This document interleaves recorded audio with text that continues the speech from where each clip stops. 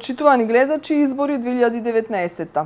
Охрид на вонредните избори кои што треба да се одржат на 21 април, ќе избира прв човек на градот. Од денес започнуваме со представувањето на 5 кандидати кои што се во оваа предизборна трка.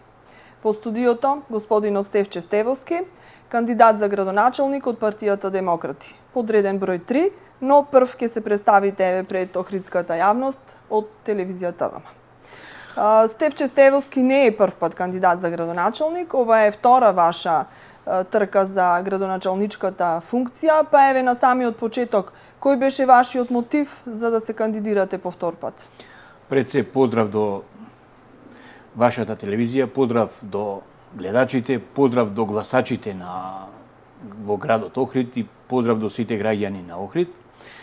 Јас, како и во 2017 година, повторно се кандидирав како кандидат за градоначалник на општина Охрид со една единствена цел, она што беше моја програма, а која што не успеав да ја реализирам поради тоа што не станав градоначалник на општина Охрид. Сега е повторно шанса програмата моја, која што значи нешто ново за Охрид, повторно да се кандидирам и да успеам да бидам нов татко на градот. Дали во овие изминати 2 години видовте некаква реализација на барем дел од тоа што беше како ваша замисла од вашата програма? Како го гледате развојот на Охрид и каде го гледате неговиот развој? Дали мислите дека се движевме во позитивен правец или уште многу ни недостасува?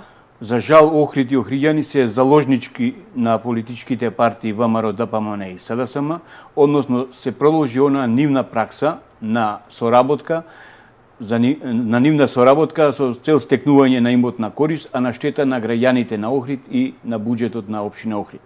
Јас пред се сум револтиран и од новата власт, која што траеше 2 години, бидејќи истата не презеде никакви мерки и действија за спречување на урбаната мафија во градот и заштитата на Охридското езеро, односно според препораките на УНЕСКО. Ние и ден денеска гледаме дека урбаната мафија хара низ градот, блиските врски на поединци во градот со урбаната мафија и со бизнисмените кои што тоа го прават се многу блиски, поврзани се со политичките партии, па сметам дека е време да му се стави крај на таа појава во Охрид. Господин Стевовски, сите оние кои што ве знаат, кои што се блиски ваши соработници и познаници, знаат дека сте правдолюбив човек, секогаш се борите за правдата да излезе на виделина. Што ќе ви биде приоритет доколку дојдете да бидете градоначалник на Охрид? Како ќе се справувате со сите оние, еве, како што наведувате, коруптивни појави и неправедности кои што се случуваат во овој град? Јас како иден градоначалник, првата моја мерка ќе биде вршење ревизија на досега донесените урбанистички планови, кои што представуваат криминал, преземање мерка против сите учесници во носењето на тие урбанистички планови, независно во кое време биле донесени, кој ги донесол, преземање мерки против лицата кои што го предизвика долгот од 50 милиони евра на општината Охрид и барање нивна одговорност со поведување на постапки пред јавното обвинителство за организиран криминал Скопје. Се друго што би се презело од моја страна заради исполнување на и нормално функционирање на општината Охрид, тоа е заокружување на сите инспекцијски служби во една служба која би била општинска локална полиција, односно комуналната инспекција, градежната инспекција, сообраќајната инспекција и туристичката инспекција би влегле во една инспекција, односно полиција која би работела со работно време 24 часа, 365 дена во годината. Ние мора да ја спречиме урбаната мафија на градот Охрид, да го спречиме еколошкото загрозување на градот, да го заштитиме брегот на Охридското езеро од дивоградби, доградби, времени објекти и слични објекти кои што го наградуваат Охрид и околината. Тоа се би се постигнало со една нова организација во склопот на општината Охрид, која што би се викала општинска локална полиција. Значи, урбанизацијата во градот, прекумерната урбанизација всушност во градот, веќе на некој начин го гуши Охрид. Вие рековте дека ќе се борите, ќе се фатите во коштец со тоа, но кои се мерките? Што конкретно ќе преземате? Дали можеби ќе се рушат дивоградбите? Затоа што имаше можности за нивна легализација, ќе се направи ли еден мониторинг? Каква е вашата идеја за справување со овој навистина горлив проблем кој што се протега децени наназад и кој што тешко е да се реши преку ноќ? Законските прописи во Република Македонија ги прават двете владеачки партии. Тие се партии кои што го создаваат тој урбан хаос, тие се партии кои што исто така го легализираат тој урбан хаос. Ние сме сведоци дека од поднесено барање за реконструкција, од поднесено барање за времен објект, од поднесено барање за надградба или доградба, после дополнителни преземања, поднесувања барања од нивна страна и легализација на истиве овие објекти не израснуваат згради од по повеќе спратови 5 или 10, да кажам. Значи, ние морат во Охрид да го применуваме законот. Законот за градење, кој што е составен закон за функционирање на урбанизмот, ние мора да го почитуваме. Во тој закон се предвидени сите одредби како треба да функционираат една општина во однос на заштита на нејзиното јадро. Зато, јас како градоначелник, одговорно ви тврдам дека во рок од 6 месеци ќе се заборави што е тоа доградба, дивоградба или урбана мафија. Тоа се преземат, значи преку новата институција, општинска локална полиција, ќе имаме контрола врз состојбите на целото подрачје на градот Охрид, бидејќи денеска ние сме сведоци дека градежниците во рок од 3 дена градат објект, значи од петок после пладне до понеделник наутро веќе објектот е изграден. Што значи, инспекцијските служби во општина Охрид работат од 08 до 16 часот. После тоа ние градот му го имаме оставено на милост и немилост на урбаната мафија.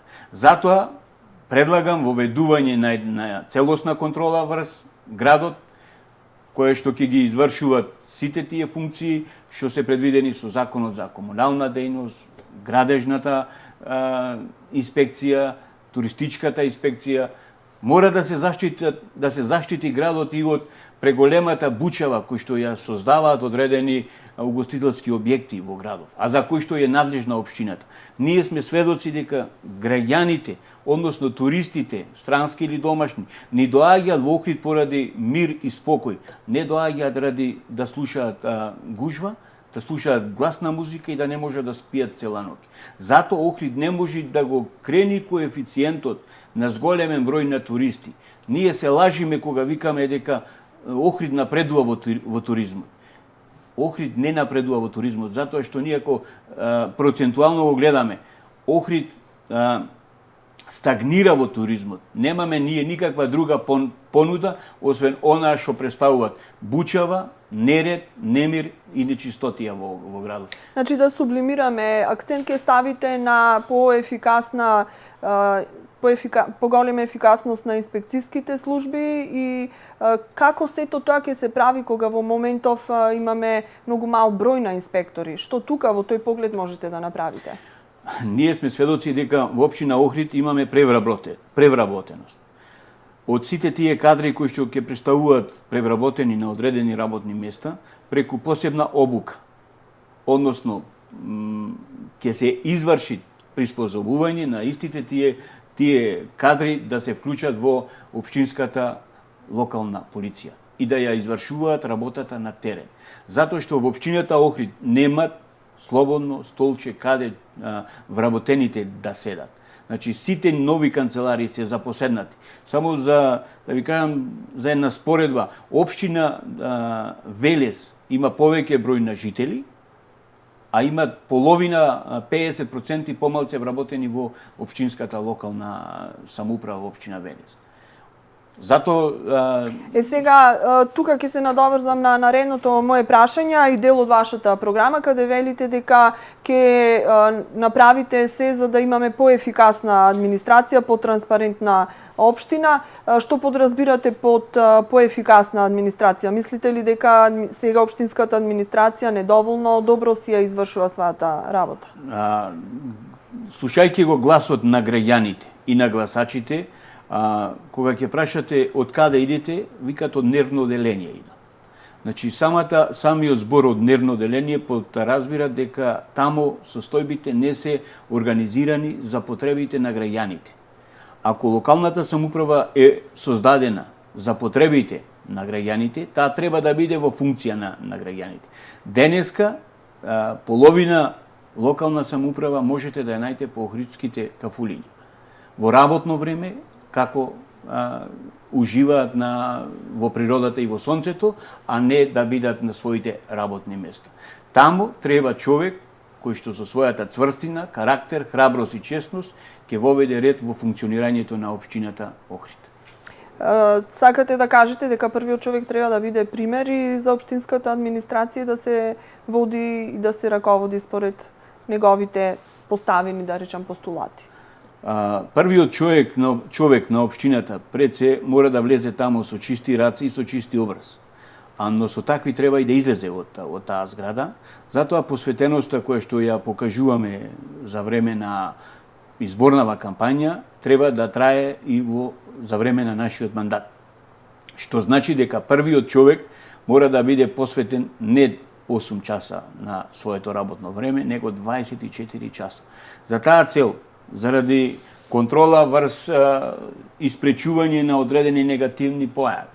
Значи, морат општинската администрација да се стави под контрола заради нивното коруптивно и криминогено однесување. Зато предлагам да се, односно ќе воведам и внатрешна контрола во самата општина, која што ќе ги покриват како општината, така и јавните претпријатија кои што ги имаат оформено општината.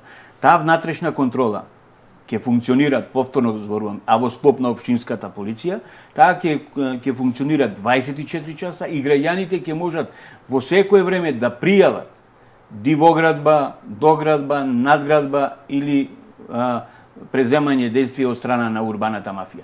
И веднаш таа служба заедно со општинската полиција ќе издаде решение со кое што ќе се спречи понатамошно градење до донесување на новото решение.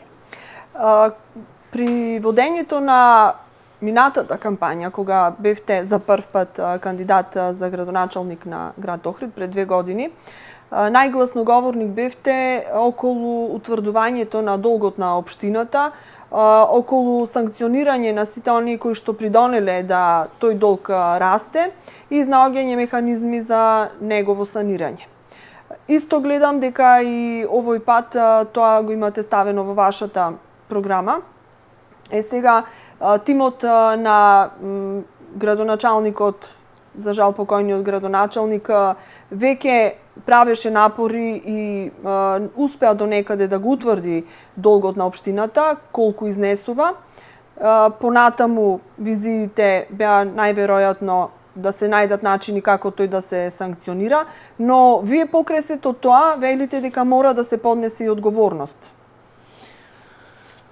Во криминалистиката, а и меѓу народот е познато едно нешто, дека долгот е рамно на кражба. Што со тоа сакам да кажам? Долгот е предизвикан како резултат на несовесно работење на поединци во општинската јавна администрација. Долгот некој преку 20 и повеќе години го толерирал и дозволувал тој долг да стаса до фамозните 50 милиони евра.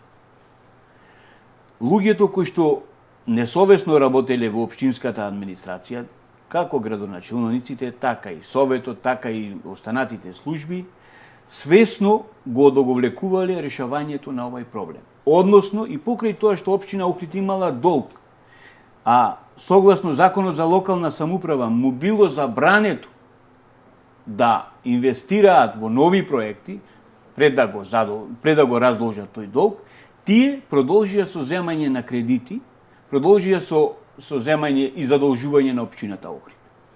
А пред се за интересите на двете политички партии да ги добијат изборите. Како може една општина да асфалтираат улици, да поставуваат, да гради игралишта, кога има долг од 50 милиони евра? Денеска ние граѓаните во оваа ситуација... Значи, само да ве коригирам, од новите истражувања кои што се направени, околу 25 милиони евра е долгот. Значи, според она што е направено како со отпишаните кои што ми ги отпише. Да. И 25 милиони евра да се. Значи, ако ние немаме одговорност за предизвикана штета, значи тамо неспорно е дека е прекршен. А кој би одговорал бидејќи долгов се акумулирал едно 20-25 години наназад? Кој се би требало тука да одговара? Значи многу луѓе тука се инволвирани. Може би 4-5 градоначалници наназад. Ако имат застареност за кривично гонење, нема застареност на одговорност за нивното работење.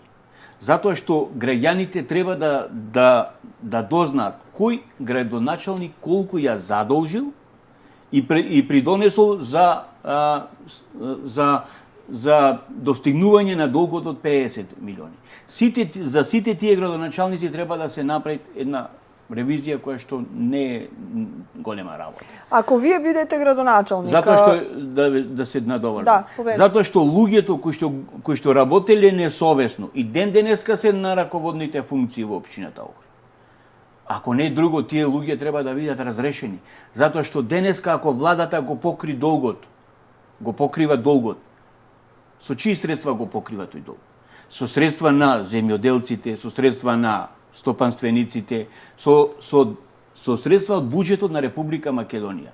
Значи, од една страна државата се задолжува за да субвенционира, односно да раздолжи друг долг. Тука не се решава проблемот. Општината Охрид требаше да биде раздолжена 100% од државата, но со обврска општината Охрид тие средства во одреден временски период да ги врати назад. Тогаш ние ќе имаме правна држава, тогаш сите идни градоначалници ќе знаат дека парите од своето несовесно работење кои што го штетиле буџетот, ќе треба да се вратат назад. Значи ќе мора да имат одговорност. Што на нас ни се случува? Владата на Република Македонија имала добра волја. За кого има добра волја? Градоначалници беа од СДСМ и градоначалници беа од ВМРО ДПМН. Затоа јас ги нарекувам дека тие две партии се сестри близначи од мајка мафија и татко Јуда. Владата помогна, значи, за раздолжување на некои општини, но бидејќи општина Охрид за жал е на највисокото место, на највисокото место по задолженост, значи парите кои што ги предвиде владата не се доволни за да се раздолжиме, ниту да се одблокира жиросметката на општината и ако се продолжи со ова темпо како досега да се враќа долгот, па некои проекции се дека дури за 10 години општината ќе се раздолжи, ќе може да се одблокира сметката. Ме интересира само, доколку вие бидете градоначалник на град Охрид, бидејќи состојбата е таква каква што е реалната состојба. Значи, се уште сме со блокирана сметка, долгот не може преку ноги да се врати. Како ќе работите? Значи, велите дека не треба да се прават никакви проекти додека не се раздолжиме, додека не се врати долгот. Како ќе работите? Како ќе функционира општината? Благодарение на претходната власт од ВМРО ДПМН се отпочнаа два големи проекти, тоа е базентот, тоа е Пазаров овдека во близина. Тие се почнаа во период кога ниту смееше да се помисли со отпочнување на толку големи проекти. Затоа што мандатот на градоначалникот беше завршен. Што се случи? Во последните 60 дена од неговиот мандат се отпочнаа толку големи објекти со кои што наредниот градоначалник нема никаква шанса да манипулира со средствата, односно да има своја програма, бидејќи претходниот градоначалник го задолжил со неговата програма. Затоа треба да се воведе и ред. Не може градоначалниците својата програма да ја почнуваат на крајот на својот мандат. Програмата се почнуваат во првите 2 години. Наредните 2 години тие треба да се завршат, а не како во оваа ситуација. Неспорно е дека општина Охрид има проблеми, но неспорно е и дека има капацитети со кои што општина Охрид треба да се раздолжи и со домакинско, честно работење. Средствата ќе се збираат на сите можни начини, 100% што викаат граѓаните, и на тој начин општината и ќе функционираат и ќе видите една од најчестните општини во Република Македонија. Дел од вашата програма се поклопува, значи со програмите на другите кандидати, тоа се проблеми кои што секојдневно ги тиштат граѓаните, како справувањето со проблемот со кучињата скитници, подобрување на комуналната хигиена, подобрување на инфраструктурата и така натаму.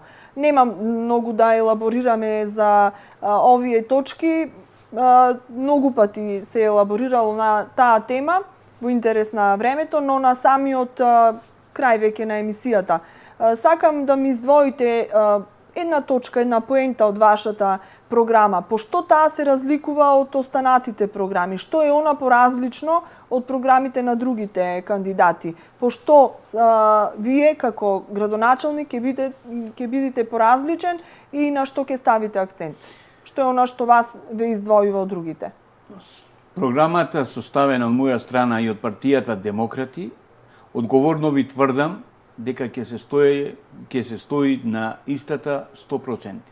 Односно, граѓаните нема во никој случај да ги доведиме во заблуда дека одредени проекти ќе бидат започнати, односно да ги излажиме.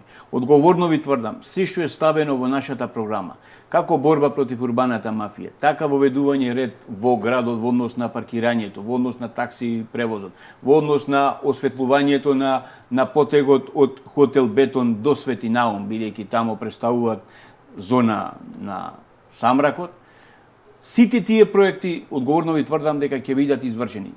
Затоа мојата програма не е толку голема, не е премногу обеќува, не е премногу ветувачка, бидејќи и мандатот на градоначалникот е краток од 2 години.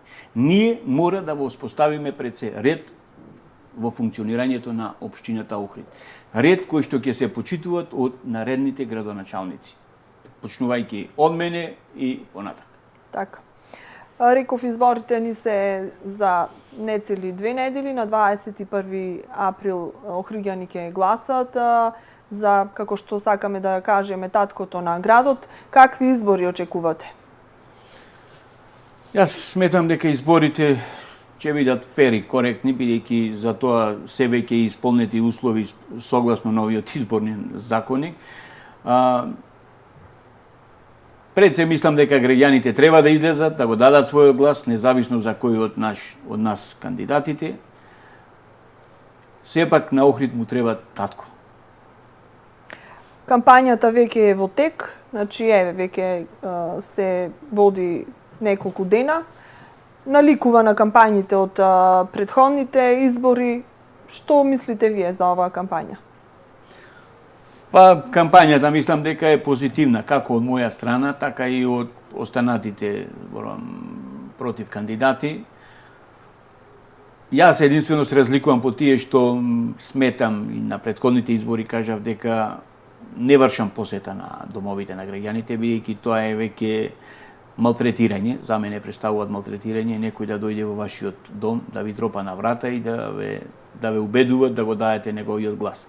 Ние сме возрастни луѓе, сите како кандидати, познати во јавниот живот. Мислам дека граѓаните и без да одиме во нивните домови знаат за кого да го дадат својот глас.